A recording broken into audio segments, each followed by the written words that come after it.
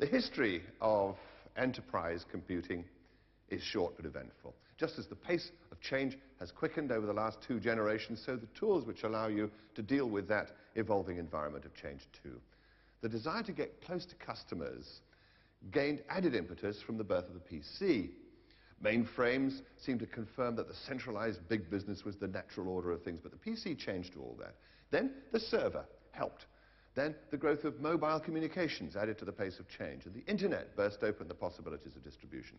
Today, what we're going to do is give you the complete picture to show you what's available so you can make the future of your business work. And of course, we want to show you how Compaq and its partners can work together with you to ensure that success.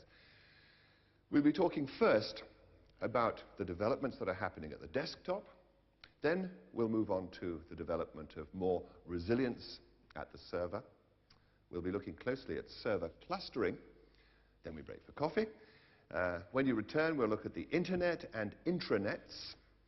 And we'll end with a look at ways in which management tools can deliver better control and a lower cost of ownership in the distributed enterprise. That's a phrase you'll hear more of during the course of the morning. So, what are the big issues that face computing on the desktop right now?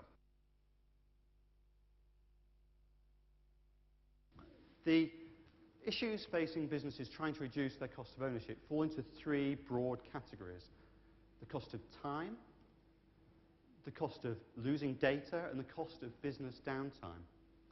Compaq have developed intelligent manageability features which deal with each of these issues and are designed to help save time, data, and money. The point is to make you more proactive instead of having to react all the time.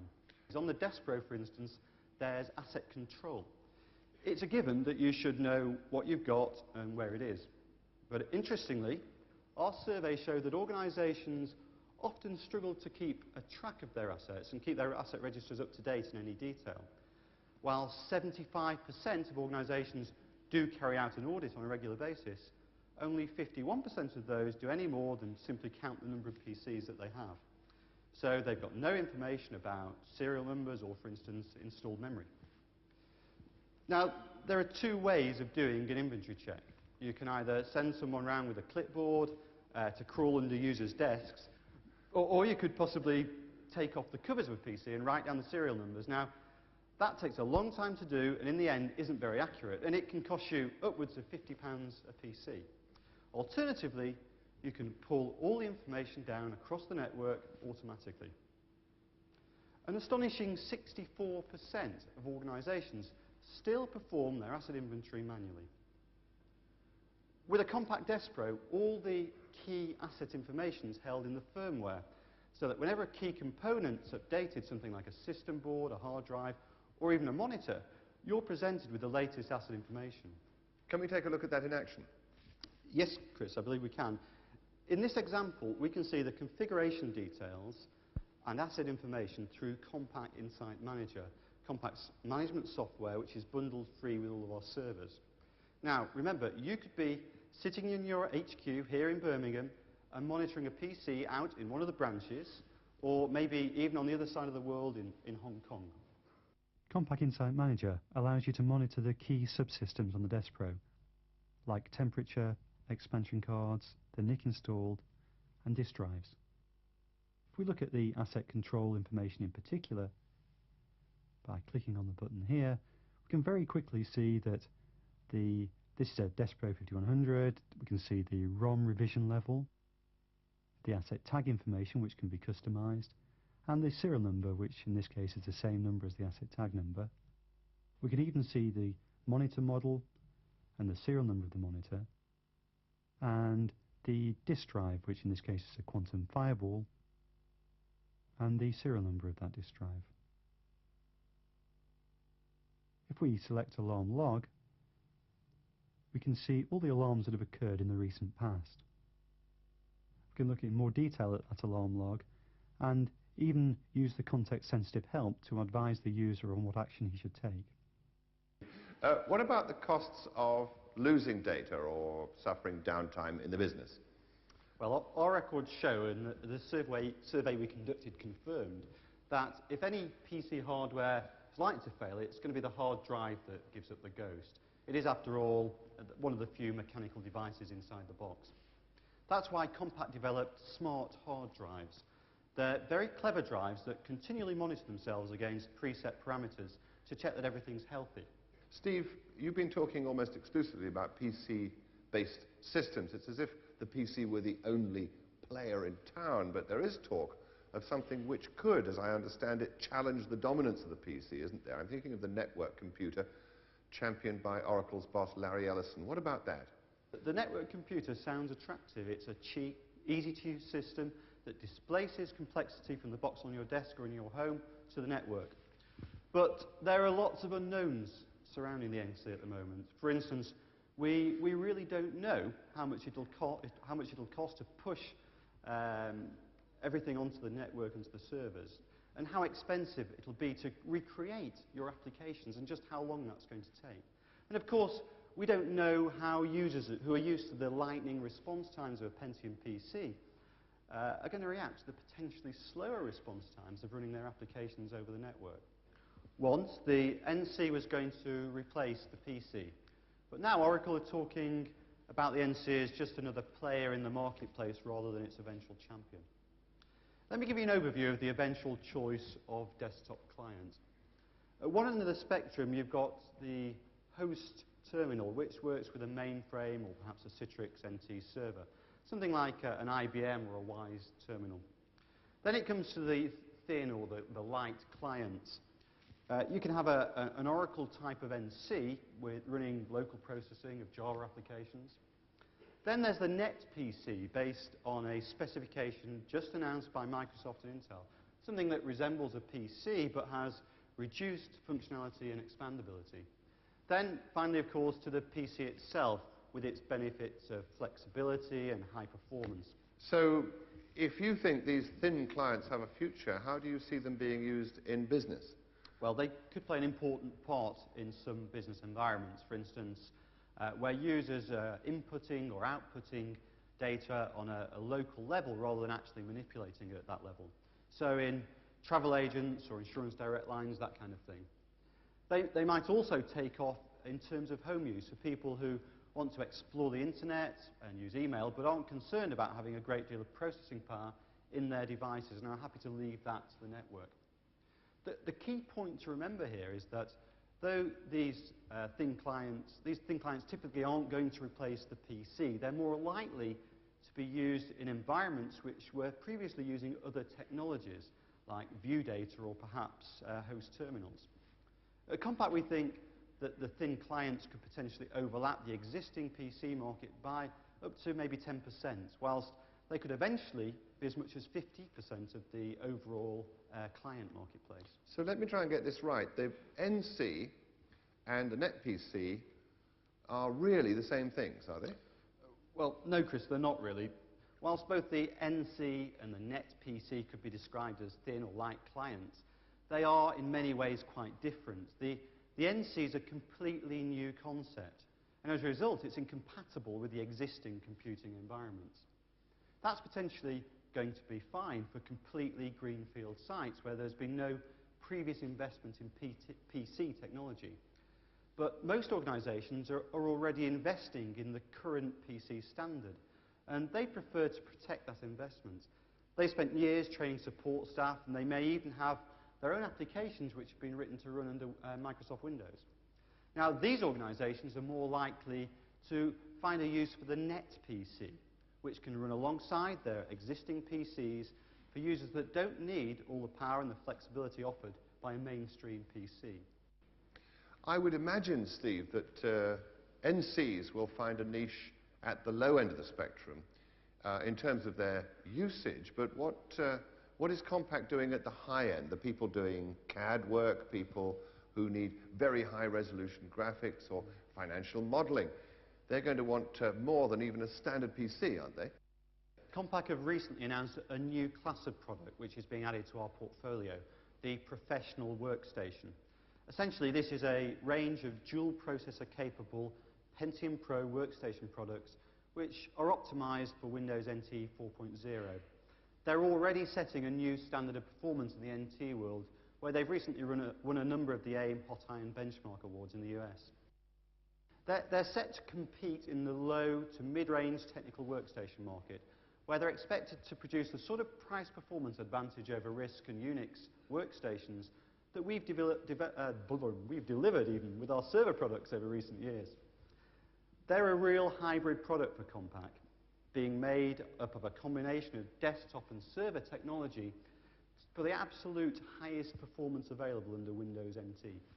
In fact, many city institutions are already starting to replace their Sun workstations, Credit Suisse as an example, with Compaq Professional workstations. These products utilize the intelligent manageability features that you find in the Desk Pro, plus a range of other features which are specific to our high availability server products. They feature advanced graphics engines from ELSA for the CAD environment, together with Matrox Millennium graphics, which are ideal for the financial user. Servers are the engine room of the distributed enterprise. It's vital that the network is operational when it needs to be. If it's down during peak hours of business, then you lose out. In a business climate where consumer decisions can change in an instant and where speed is really the essence of commerce, then high system availability is central to the success of an enterprise. In percentage terms, the increase in availability looks small. For instance, 99% system availability results in almost 4 days of downtime in a year. If you increase that to 99.999%, you get downtime that adds up to only around about 5 minutes a year. Now, those are small percentages, but potentially massive difference in costs. Many more businesses are offering 24-hour services nationwide or even globally, and here those minutes can mean millions, literally. Clustering is one way forward for any business that's approaching its market in a distributed fashion, and I do mean any business. The barriers to clustering which might have put IT professionals off, and here I'm thinking particularly about the issues of cost and complexity, they're receding very fast, and we're proud to be playing a key role in that trend with our partners at Microsoft, Oracle and Tandem. At Compaq, we define clustering as interconnected server systems that work collectively to provide greater system availability and perhaps scalability, but they maintain a separation which assists in both the maintenance and manageability. We also believe, Chris, that this can be achieved in a largely standard way and at a cost that ensures it's an accessible technology to many businesses, both large and small. There are two basic contexts in which clustered systems can be delivered. The first is a failover system. That's where applications can be quickly restarted on another server if one fails. Now, that helps to increase the overall system availability, but has no significant impact on performance scalability. We're concentrating with Microsoft and Tandem on this area initially. The second area which we'll be delivering solutions is clusters that support parallel applications. These run multiple instances of an application across the cluster using, for instance, Oracle Parallel Server database technology. If one server node fails, then you only need to restart one instance of the application on the cluster. It allows you to get increased availability and also provides gains in performance scalability. For us, clustering consists of three key things. First, the ability to represent the cluster as a single system entity to the services and the users running on the servers. Second, defining the means by which you're going to share all of the important devices that are attached to the cluster. And third, the cluster interconnect, which physically links your servers together. Compaq has made some specific choices to deliver our clustering solutions over the next 6 months or so. We're working closely with Tandem and will use their cluster interconnect technology, which is called ServerNet. ServerNet uses multiple high-speed routers to rapidly switch data directly between multiple sources and destinations, which can include processors, storage and communications devices. Because it provides this intelligent switching, ServerNet eliminates the need to have a processor sitting in every data path. It's vital that it essentially works as a single system, even though it's made up of multiple physically different servers. To address that issue, amongst others, Wolfpack was formed by a number of manufacturers, people like Compaq, Digital, Tandem, Microsoft, and so on. The group is working to define a cluster-wide name service for Windows NT. They're also defining independent standard APIs so that application developers can easily make their products cluster-aware for Windows NT. It'll also mean that they'll benefit from enhanced cluster administration tools which are being written to the same Wolfpack standard.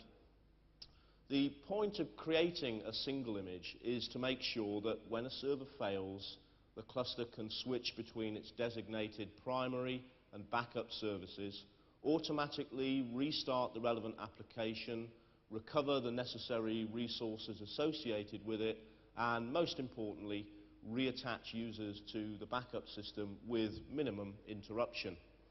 This failover capability will be provided by Wolfpack clusters early next year for both file and print services as well as other applications. The single server image also helps you to administrate the system, and that's because certain application groups can be defined, prioritized and managed through the cluster service tools. What about the final component that goes to make up the cluster, the storage devices? Yes, Chris, shared disk storage within the cluster can be done in a number of different ways. We could choose to do it with switched SCSI solutions, such as those we use today in Compaq's online recovery server for NT, dual-ported SCSI storage, server mirroring, and even multi-ported fiber channel-based storage. Which one are you going to choose? Chris, it's our intention to move strategically towards a fiber channel arbitrated loop attached storage strategy over the next 12 months. We've talked about the components. What about Compaq's products? What are they going to look like, and when are you going to deliver them? Good question, Chris, and one I thought you'd ask. So I've come prepared with a roadmap. Our roadmap looks like this. Right now, we can offer our own NT failover solution, the online recovery server, which has support from SQL Server and Oracle Failsafe to provide enhanced availability for NT customers who need it now. In the first quarter of '97, the Wolfpack group should deliver the first standard cluster-capable version of Windows NT. At that point, we intend to offer a 2-server node failover cluster, which will be ideal for protecting branch office servers, for example. That offering will include a choice of initially fast Ethernet, then Tandem ServerNet interconnection to provide for the sharing of data between 2 server nodes. Sharing that data using ServerNet high-speed transfers will provide high availability because both paired servers will have immediate access to the other's data if a failure occurs. It will also provide failover support for the SQL Server and Oracle databases, and hopefully more as time goes on. We're also ensuring that our management tools are going to provide the means by which these server clusters can be managed. In the second half of next year, we expect to extend this functionality by offering multi-node server arrays with bigger ServerNet switches and with the fiber channel connected storage I talked about earlier. At the moment, we're in the process of delivering, as a key member of Wolfpack, the first beta NT cluster hardware platforms to our developers so that they can make their applications cluster aware. Does all this mean customers will need to buy all new Compaq hardware to take advantage of clustering? No, Chris. Through the tests that we're doing, we're satisfying ourselves that the majority of Compaq PCI-based servers will be able to be used in clusters like this. One of the objectives of our clustering developments is to try and make this a readily accessible and low-cost technology. Well, there we are. I think the picture on clustering is complete. Thank you very much, Hugh, for your help. The Internet. The Internet is getting a lot of coverage right now. A few years ago, only the anoraks had heard of it, let alone tried it. The term Cyberspace was an obscure reference to a science fiction writer who had a penchant for taking the whisper of trend and turning it into a story. Well, since William Gibson coined the phrase, the hype about the information superhighway and the internet has gathered pace. It's there. We all know about it. Now, few really understand its implications. Consequently, where there is doubt, there is speculation. A lot of books are coming out purporting to identify the ways in which the internet is going to transform the world. That's the message. Well, we're not going to speculate wildly about the future today, but we are going to take a look at what's happening now and a serious look at some of the possibilities the future might hold. The internet is getting a tremendous amount of publicity, partly because there are so many problems with it. Breakdowns are not new, but when they do happen these days, an awful lot of people notice. For instance, a month ago when America Online went down for 24 hours, 6 million subscribers were affected. And about 10 days ago, 250,000 AT&T subscribers couldn't get their email for 24 hours. Everyone worries about internet fraud and hacking. Phone companies, whose networks obviously carry the traffic, grumble that the internet clogs up their wires. The regulators complain that it's become a way to dodge national laws. And users like all of us are driven to distraction by the muddle of mindless visual bubblegum. But you can do some great things with the internet. Here are a couple of customers explaining why they've invested in a web presence. Estates Gazette is the world's biggest and oldest commercial property magazine. It's been in existence for 138 years. Estates Gazette Interactive is an online service which is delivered over the internet. And so we took the view that we would offer a vast amount of information at a very cheap price. Before we chose to use the internet as the method of delivering our information, really it only existed as a paper product and some kind of very crude archive. Pretty early on in the process, we decided that we wanted to use the Windows NT platform to deliver our service. It was certainly something that we thought was going to be up to the job, and it became pretty clear after a short search that Compaq servers were going to be the best. The development list doesn't ever quite get shorter. As fast as things are taken off, they get added from the other end, and I guess that's the way it probably ought to stay. And the path of internet growth is quite staggering to behold. The growth of connections to the internet is growing at 35% per year, which is, it's unbelievable. So it's a phenomenon that we've never seen before. I mean, it's difficult to predict where the hell it's going to end. But Direct Line started life back in 1984. We pioneered the way that insurance products are sold over the phone to the market and to the customer. We currently have over 2.5 million car insurance policies in force, assets totaling over £1 billion, and an investment fund of over £700 million. Direct Line has always been at the forefront of technology, and having a web presence has only strengthened that commitment. It also allows us to provide 24 hours a day information on our financial position and on our products. The reason that we chose these platforms and software was because of tight integration between the Microsoft and Compaq systems. In retail, a lot of shops are beginning to take this approach. For instance, Tesco's.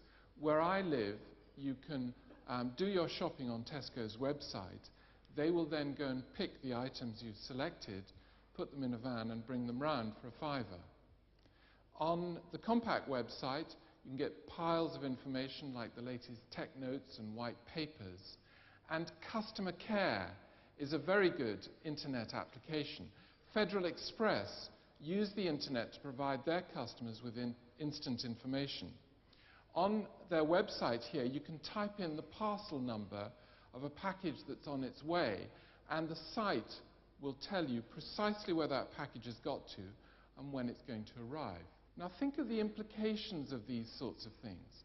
Developments like these are going to lead to a very interesting future, a world in which people like you and me will put our requirements out to tender, and power really will be with the consumer.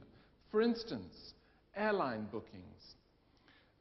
In future, you'll simply announce on the internet that you want to fly, say, from London to Hong Kong next weekend, and you want to go economy. And the airline's computers will then bid for their best offers for your business, depending on how full they are and their margin aspirations and all the rest of it. Or bank deposits.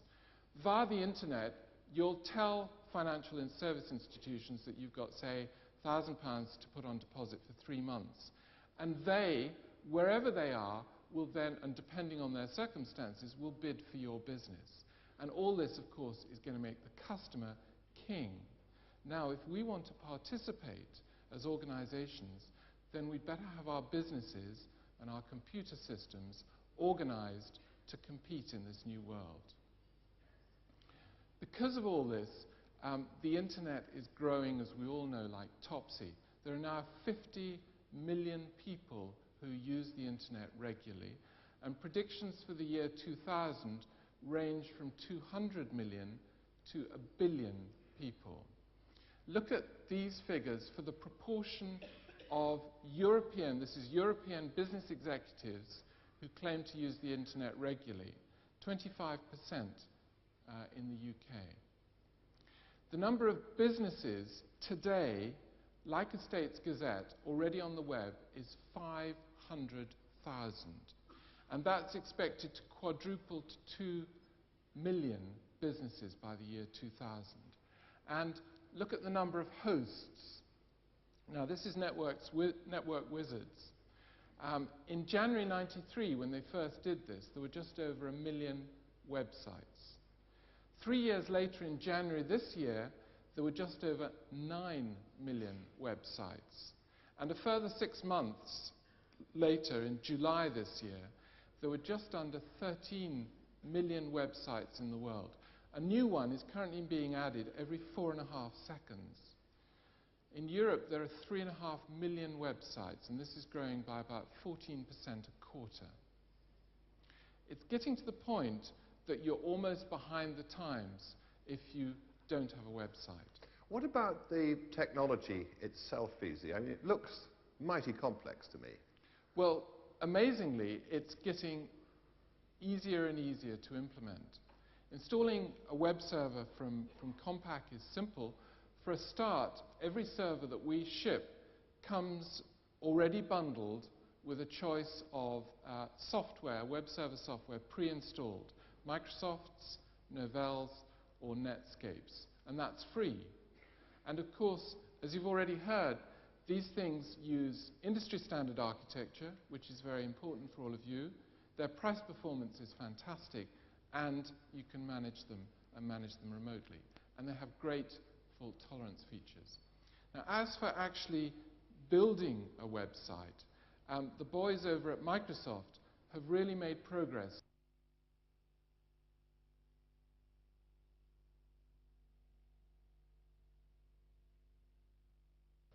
What I'm going to do now is I'm going to use a tool of ours called Frontpage 97. Now this has actually gone golden, I'm told. It released to manufacturing earlier this week, and we expect general availability in December. So it's not too far off in terms of what I'm showing you. So the first thing I'll do is I'll load up the Frontpage Explorer. And what's going to happen is that it's going to present us with a wizard. So what I'm going to say here is I want to create a new front page web using a wizard. So I'll say OK. OK, I can pick a look. There's a few templates provided with it. I'll go for conservative. Say that one. And here we are. This is where we can configure our style sheet, if you like. I'm just going to accept the default here, but you'll see you can change the colors, the backgrounds, and the various attributes of the text and the hyperlinks and so forth. As a webmaster, it's important, obviously, to keep looking at your site the way a user would see it through a browser. So within the front page, there is a Preview in Browser button up here on the toolbar. So what I'll do now is I'll just click on that, and what Frontpage is going to do is to save all of my changes away to the web, and it's now going to load up the Internet Explorer and give me my first view of my first intranet. OK, here we go. There's our logo, and there's our video, and that's started playing. Gorgeous. OK? So you can see here with the video clip, incidentally, this is like that. It's playing immediately. I'm not waiting for it to download and then run. This is because we're using digital streaming technology, a thing called Active Movie. You're going to be hearing a lot more about this as we embellish our products in this area, but today you can get this Active Movie control and do this stuff right now. We made an announcement of a product called Net Meeting, which allows you to do things like internet phone and collaborative document sharing across the internet. Pretty powerful stuff. On the server side, though, this is really where the effort is today. Today, as you can see, it's a very broad and comprehensive offering. Most of these are available today. The pieces that are not will ship in Q1 of '97. Okay? So, really, we've come a long way in a short space of time, and it just remains for me to say thank you for your attention. So, in answer, Chris, to your question at the very beginning, in business, the internet is going to occupy an increasingly central role. It's increasingly beginning to become a vehicle for exchanging data, for communications. For example, for the first time this year, more electronic mail messages are being sent in North America than items via US Post. Like Federal Express, more and more of us are going to use the internet for looking after our customers. And electronic commerce really is becoming a reality. There's an online retail stockbroker called E-Trade, which has just completed its 2 millionth transaction. And Hilton, who've had an online presence just for a few weeks, have just completed their first $1 million in internet-based bookings. Developments in telecoms are going to allow us access to an almost infinite amount of information. And the intelligent agents that people like Microsoft are working on are going to enable us to view this almost infinite amount of information in the ways that are most useful and accessible to us. And these two developments in tandem, telecoms and intelligent agents, are going to give us the information superhighway. To take us through the last stage of the presentation, focusing on management and integration of the distributed enterprises, we've got Compaq's Richard Maidment with us.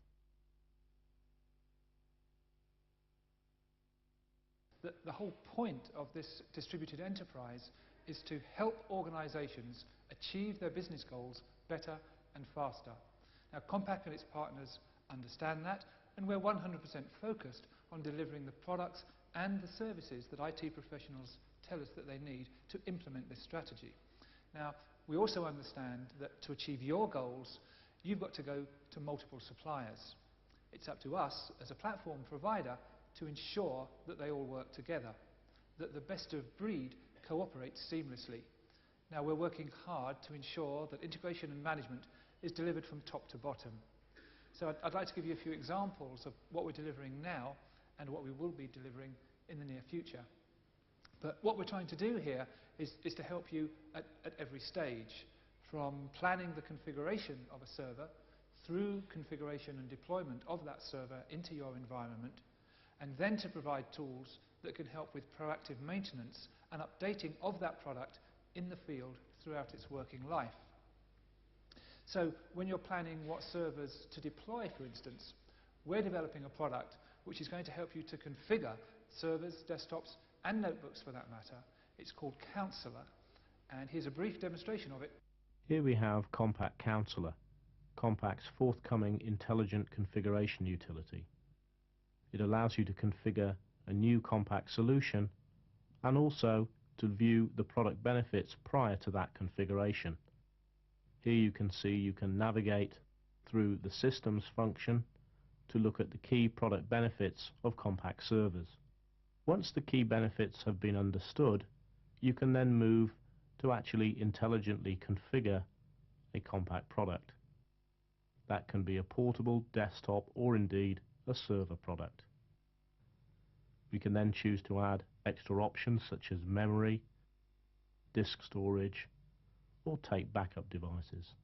Once finished, you can be assured that you have a correctly configured server, desktop, or notebook product.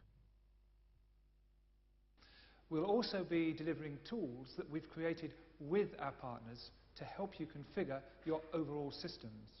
One is the Oracle System Sizer, which helps size and specify a Compaq server running Oracle on Windows NT, and that's available right now. To help you deploy the servers, we developed S.M.A.R.T, which comes on a set of CDs and allows you to install the products quickly and efficiently. But we've also been working to enhance that service. To help you maintain your servers, we've developed what we call an integration server. In conjunction with Compaq Insight Manager, managing servers, desktops and networking products, these provide very powerful tools to help with the management of the distributed enterprise. Okay, let's take a slightly closer look at that integration server concept. Now, this allows you to set up a master reference server on the network, and you can then install servers anywhere on the network properly and seamlessly. Now, you may be rolling out a large project over time and using different products, perhaps anything from tens to hundreds or even thousands of servers, and they all need to be kept up to date. Now, your integration server means that you can keep each and every server on the network up to date. It's a bit like a central library of applications. Each time there's a new feature introduced or a new model, the server software needs to be updated to take advantage of it. That means by installing the latest applications on the reference server, you can ensure that each of those servers is singing from the same hymn sheet. That's, if I can use that sort of archaic analogy in this context. No, you can't. Oh, sorry. I have. Sounds about right, though. The direct analogy to a reference book would do. The point is, how do you keep up to date over time? Yeah, servers falling behind, in terms of what we call their freshness, then hitting problems when you want to update the operating system, the hardware, or even the application is a common problem. But this product helps you solve that. Now, version control, which works through Insight Manager, does a health check on the network, and it tells you where you need to do some updating on your servers. This product also supports health checking on the new Compaq Professional Workstation too. So, how do you get the updates? Well, we're using the ultimate network to enable you to do that, the World Wide Web. Insight Manager connects to Compaq in Houston over the internet.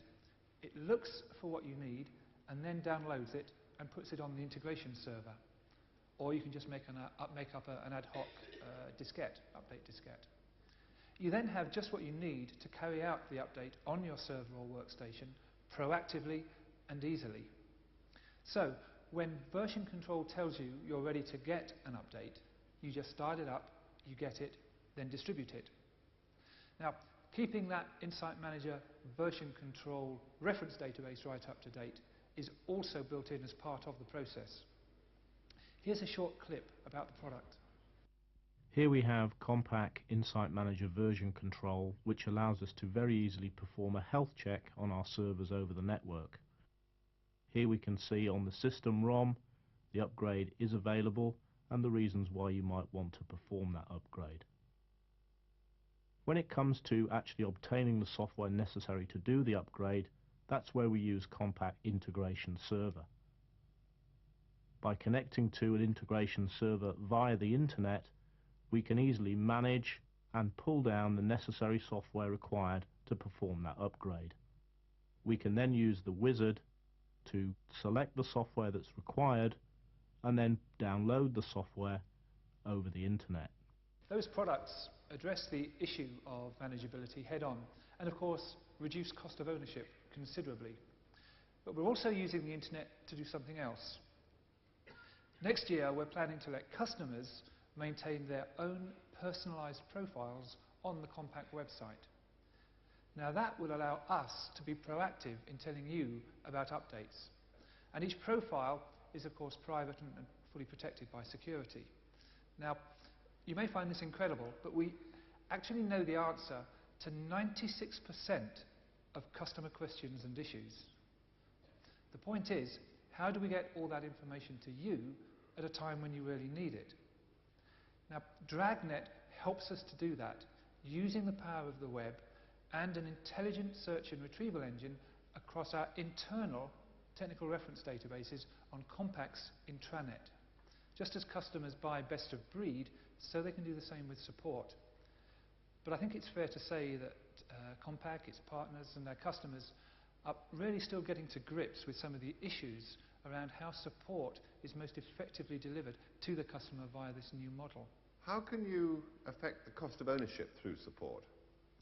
Our solution at Compaq is by delivering it through Compaq System Service Providers, or SSPs, who could offer everything from 4 to 8 hour service to the swapping of a faulty component, right through to disaster recovery and remote management.